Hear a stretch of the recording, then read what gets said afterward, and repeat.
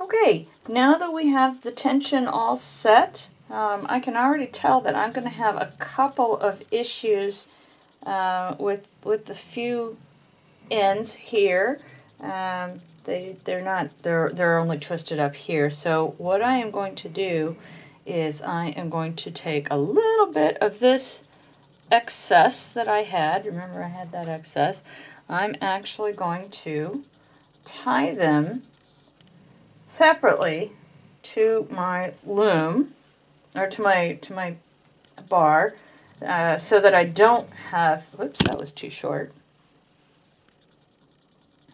There's two of them, but they're separately. So I am actually going to tie these separately onto my bar so that I don't have to deal with the tension issues later. And there's not going to be many of them, but I believe I've shown you in another video how to deal with tension issues on a single string. I have weights, and I will tie those weights, or hook the weights onto a particular end in order to make sure that I don't have any more tension issues. So if these particular ends give me trouble down the line, that's all I'm going to do, is I'm just going to hook a weight on the end. But right now this looks like just maybe a couple more that are having some issues, and I am going to cheat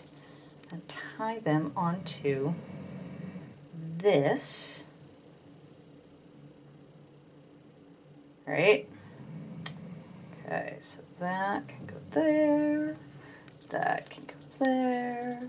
This can be tied on like this. And you can see the only thing I'm doing, the only reason I'm doing this is so that I get decent tension on all of these ends, and that we don't have one that's just kind of hanging and whatnot. So those are fixed. We've got tension even across here for the most part.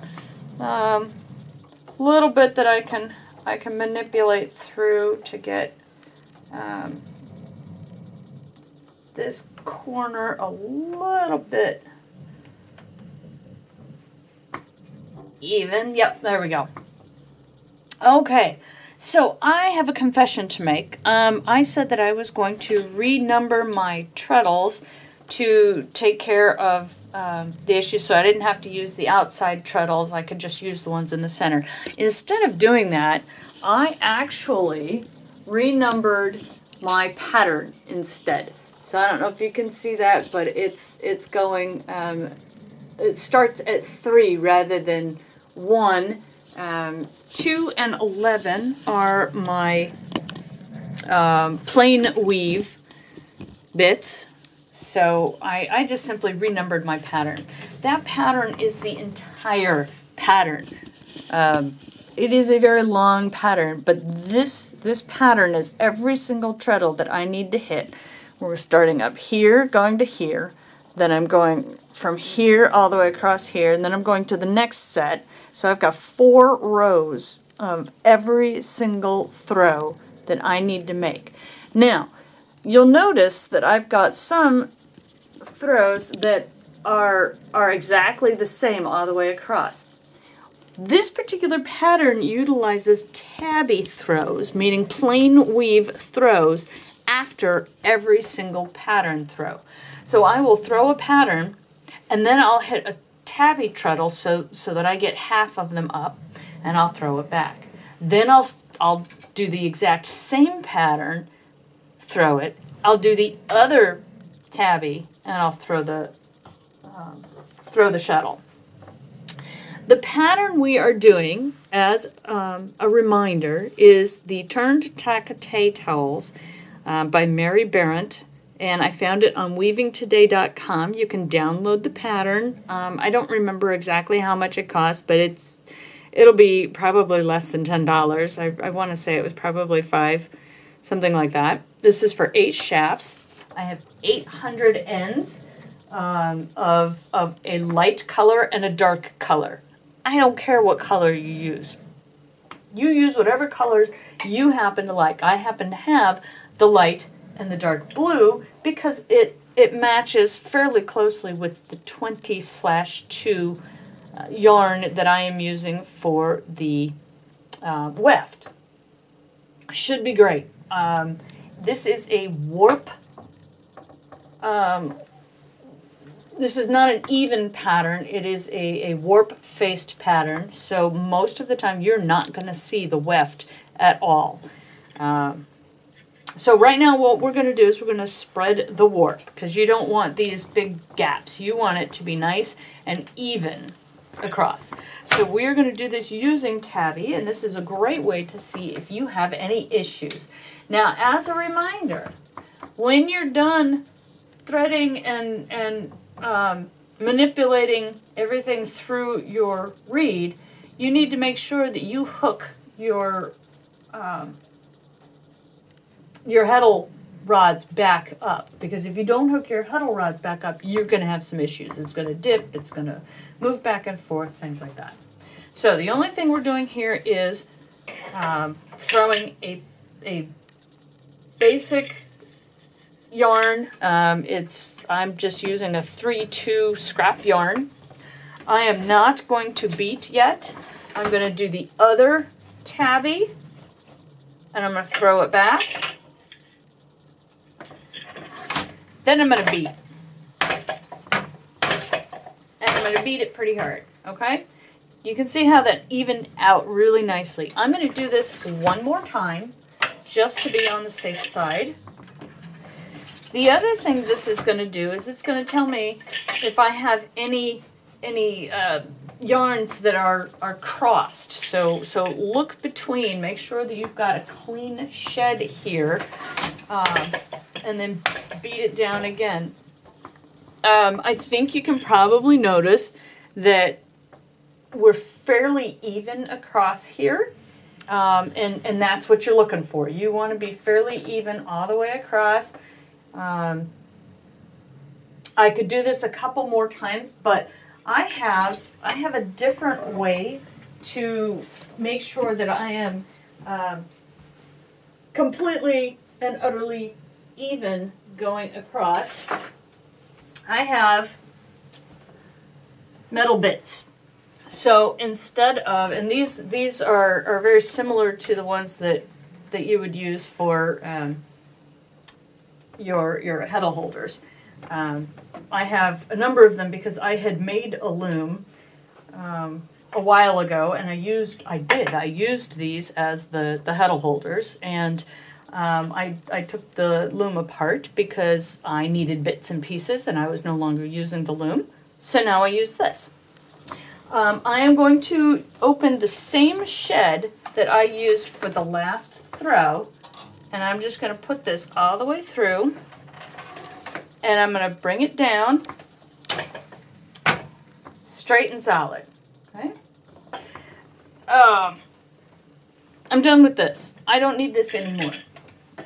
I have everything that I need taken care of here. I need to do an 1.5 to 2 inches of plain weave for, guess what?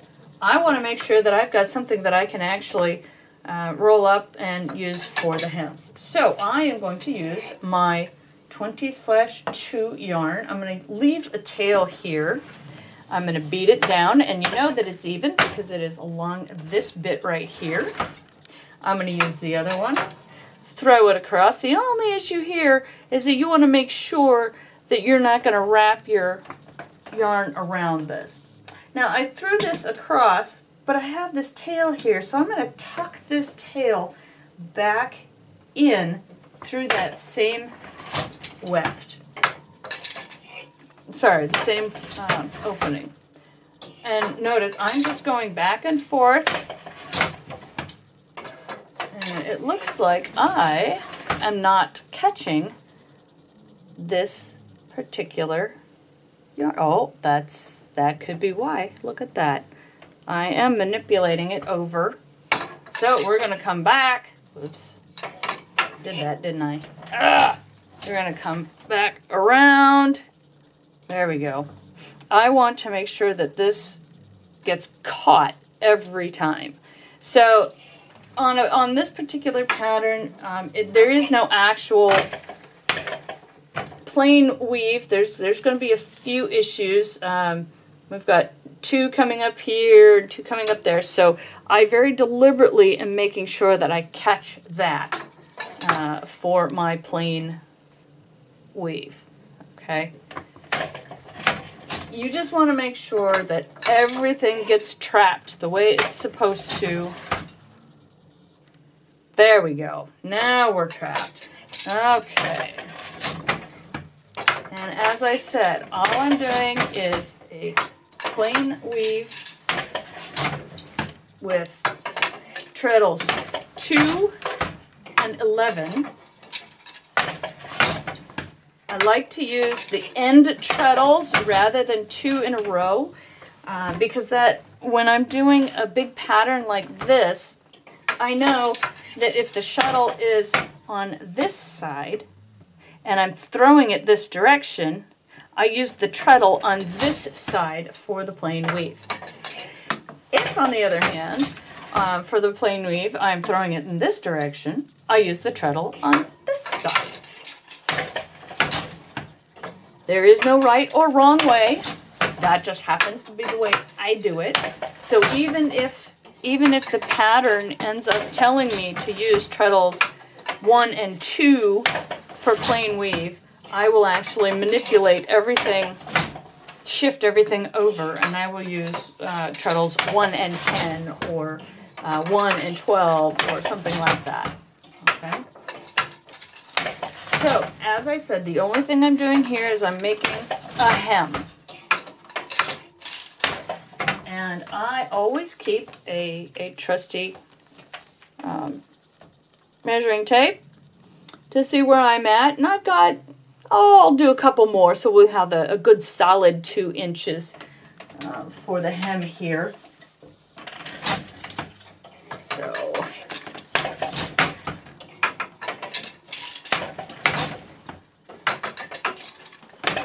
more. Let's do 1 more. Yep. Okay. Now we have a nice little head. You know, actually, I'm kind of liking this. Just the way it is. I could do this a plain weave towel the whole way, but it's gonna be pretty thick. Now we're gonna start the pattern. My pattern says I do treadle 3, then treadle 5, then 2 6s in a row. And after every, so this is treadle 3. After every throw, remember, I'm supposed to do a tabby. That got caught. That's fun. I'm supposed to do a tabby weave after every single throw. So that was 3. I'm going to start with a tabby 2. My next pattern is 5. So I press down on treadle 5. And we're going to do the next tabby throw. And then I'm going to do 6. And I have 2 6s.